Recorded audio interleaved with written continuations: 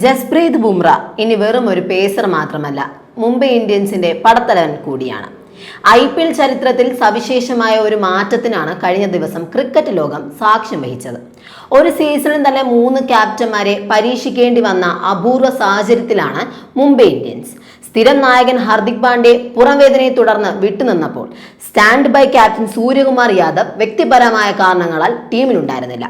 ഇതോടെയാണ് നായകന്റെ ഉത്തരവാദിത്തം ബുംറയുടെ കൈകളിലെത്തുന്നത്.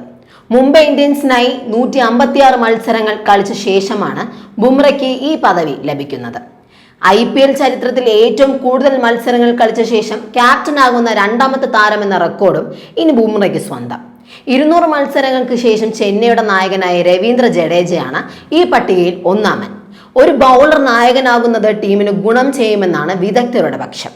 വിക്കറ്റിന്റെ സ്വഭാവം വേഗത്തിൽ തിരിച്ചറിയാനും ബൗളർമാരെ കൃത്യമായി വിനിയോഗിക്കാനും ഒരു ബൗളർ ക്യാപ്റ്റന് സാധിക്കും.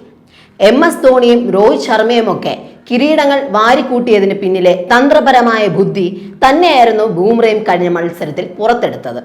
ഹാർദിക്കിന്റെയും സൂര്യയുടെയും അഭാവത്തിൽ ടീമിലെ മൂന്നാമൻ ആയാണ് ബുംറ ക്യാപ്റ്റനായതെങ്കിലും തന്റെ ബൗളർമാരിൽ നിന്ന് മികച്ച പ്രകടനം പുറത്തെടുപ്പിക്കാൻ അദ്ദേഹത്തിന് സാധിച്ചു. മുംബൈ ഇന്ത്യൻസിന്റെ ഭാവി നായകനായി മാനേജ്മെന്റ് ബുംറയെ പരിഗണിക്കുമോ എന്ന് കാണാം. ശ്രീലങ്കയിൽ നടക്കാനിരിക്കുന്ന ത്രിരാഷ്ട്ര ക്രിക്കറ്റ് പരമ്പരയ്ക്കുള്ള ഇന്ത്യൻ A ടീമിൽ വൈഭവിനെ ഉൾപ്പെടുത്തി.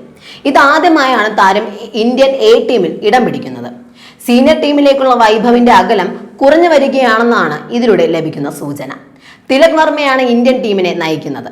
റിയാൻ പരാഗാണ് വൈസ് ക്യാപ്റ്റൻ. അഫ്ഗാനിസ്ഥാനും ശ്രീലങ്കയുമാണ് ടൂർണമെന്റിലെ മറ്റ് ടീമുകൾ. ഇത്തവണത്തെ IPL-ൽ 15കാരൻ തകർത്താടുന്നത് നമ്മൾ കണ്ടിരുന്നു. 11 മത്സരങ്ങളിൽ നിന്ന് 236 സ്ട്രൈക്ക് റേറ്റിൽ 440 റൺസാണ് വൈഭവ് ഇതുവരെ നേടിയിട്ടുള്ളത്. IPL സീസണിൽ അവസാനിച്ച ശേഷം ജൂൺ 9 മുതൽ 21 വരെയാണ് ത്രിരാഷ്ട്ര പരമ്പര. വൈറ്റ് ബോൾ മത്സരങ്ങളുടെ വേദി ദാംബുള്ളയാണ്.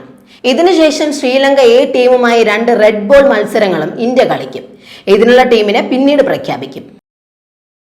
സഞ്ജു സാംസൺ ആരാധകരെ നിരാശപ്പെടുത്തുന്ന വാർത്തകളാണ് BCCI-ൽ നിന്ന് പുറത്തു വരുന്നത്.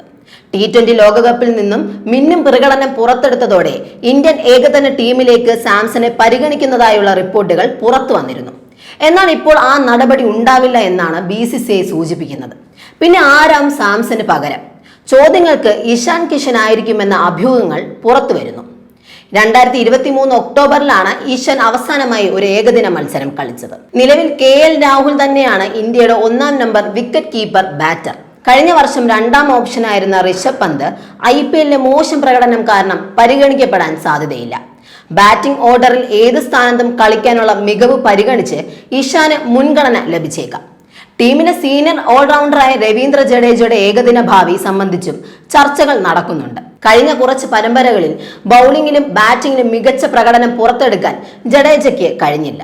2023-ൽ നടന്ന ഏകദിന മത്സരത്തിൽ ദക്ഷിണാഫ്രിക്കയ്ക്കെതിരെ സഞ്ജു സാംസൺ സെഞ്ചുറി നേടിയിരുന്നെങ്കിലും നിലവിലെ സാഹചര്യത്തിൽ ഇഷാൻ കിഷനെ ബാക്കപ്പ് വിക്കറ്റ് കീപ്പറായി പരിഗണിക്കാനാണ് സെലക്ടർമാർ ഒരുങ്ങുന്നത്.